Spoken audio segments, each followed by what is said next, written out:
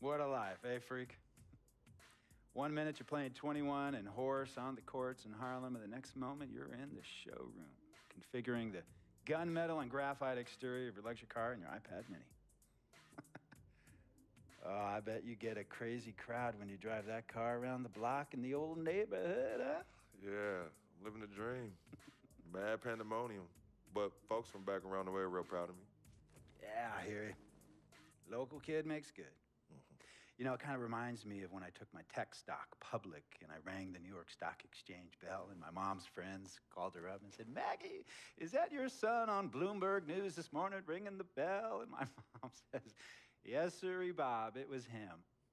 That was a great moment, freak.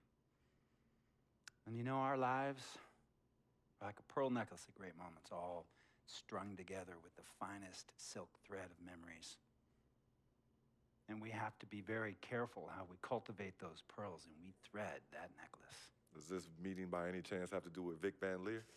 I grew up in the burbs, freak. I wasn't poor, upper middle class, comfortable. My daddy worked as an accountant for one of the largest insurance firms in the country. Smart with his money. Mom didn't have to work. I went to boarding school.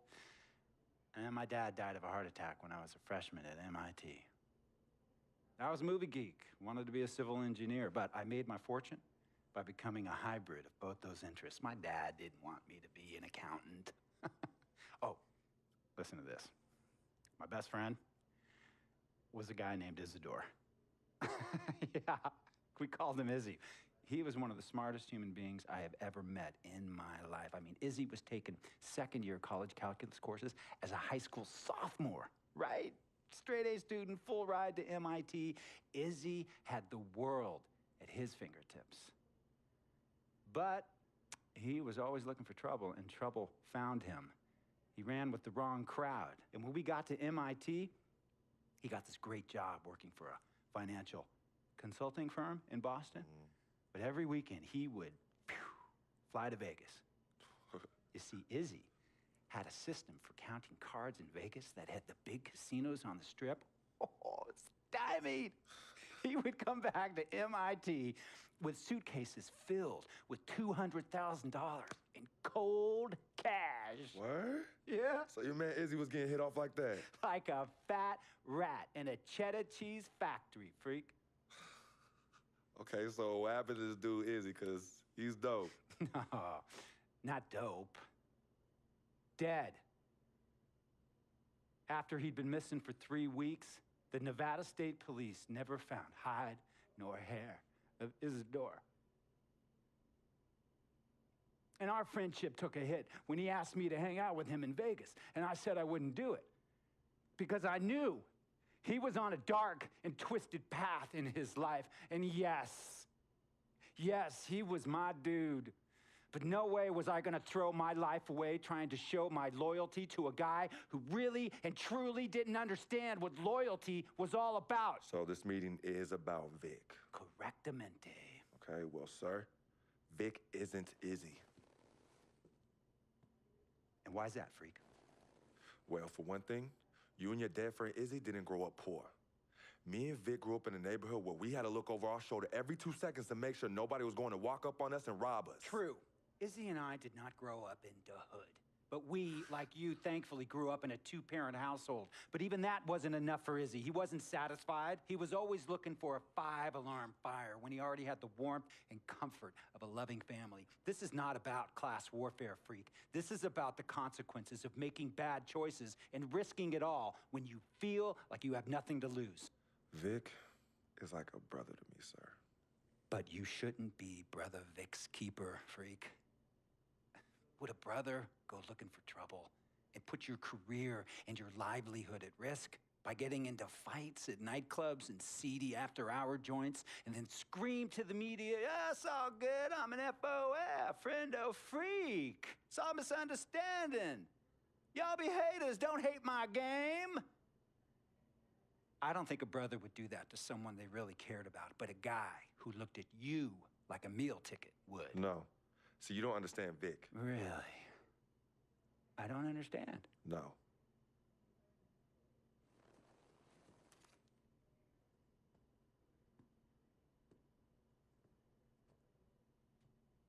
Look, Look, man, it was a misunderstanding with the guy in the next VIP booth. His honey started flirting with me, so naturally I started flirting back.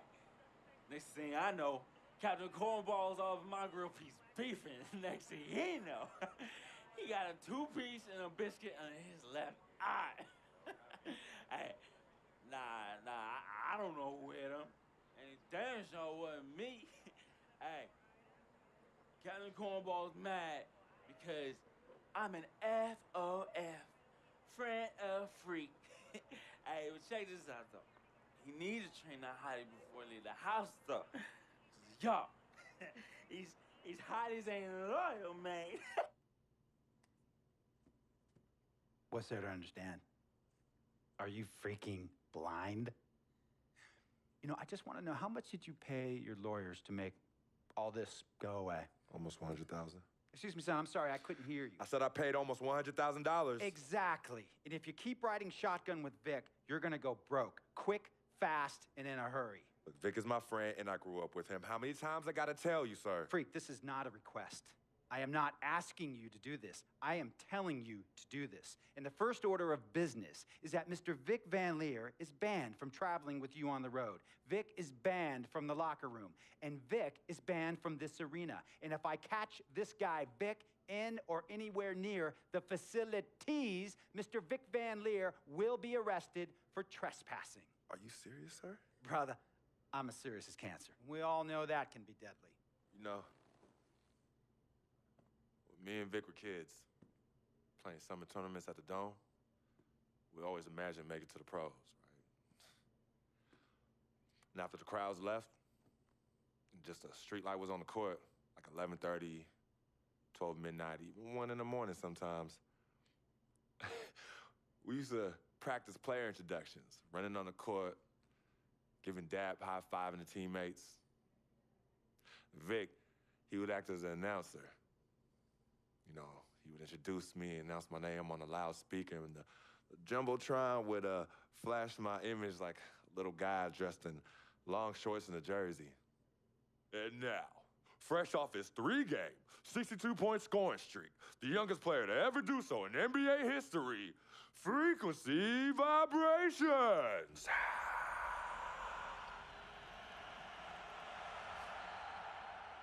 So me and Vic would sit in those empty bleachers at the Dome and dream like nobody's business. And now I'm living a dream. For real. And in so many ways, Vic was part of that. Please, listen to me. I mean, I know this guy's your dude from way back. Look, me and Vic go way back like the front seats of a 67 Cadillac. That's good. We go way back. Did you say front seats? Front seats of a 67 Cadillac. We go way back like the front seats of a 67 Cadillac. Well, do you have any crickets? I'm gonna be the hit once again at Herbie Allen's Sun Valley Shindig because my fellow billionaires love it when I walk and talk that talk. So that almost sounds... No, let me tell you exactly what it sounds like. I respect, admire, and most importantly, love you as a human being and a role model. But I pay you a lot. And I mean, I pay you a lot of money to play for my team. And I am in this game to win it. And you can't win it with an albatross around your neck like Vic. So Vic is done. History. And here's some more lingo that I picked up from a former megastar who used to play for me several seasons ago. Thought I would never release him until I did. And now he's the sixth man on a struggling team in Venice. And yeah, I'm talking Venice with the canals and the gondolas and Harry's bar, not the street ballers next to the fortune tellers on the beach in Cali. This guy used to tell me when he thought there was a player destroying our team, don't be a hero, cut that zero. And that is what I am telling you about Vic, freak. Don't be a hero, cut that zero. The only thing Vic brings into your life is headache. and unwanted and unnecessary negative attention, and it will begin to affect your mindset. And when it affects your mindset, it's going to affect your play. And when it affects your play, it's going to affect my team. And when it affects my team, it's going to affect my money. And if it affects my money, Google Translate will become your new freaking friend. I want a championship ring, freak, and I want you to help me get that ring. And banners after banners hanging from the rafters in this arena. So, freak, hear me clearly and hear me good. VGG, Vic, gotta go!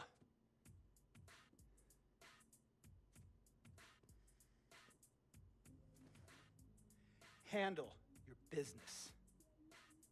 And remember, that contract you signed contains a morality clause, a very important clause that revolves around your conduct on and off the court, and how it can negatively impact my team. Now, I don't want you to have to learn Italian or Croatian as a second language. And hey, playing pro ball overseas, there's nothing wrong with that. But the arenas are nothing like this, nor will the money be the same. And on top of all of that, this is the US of A, the greatest freaking country in the world. Ask yourself, is Vic worth all that? Think about it. Think long, think wrong.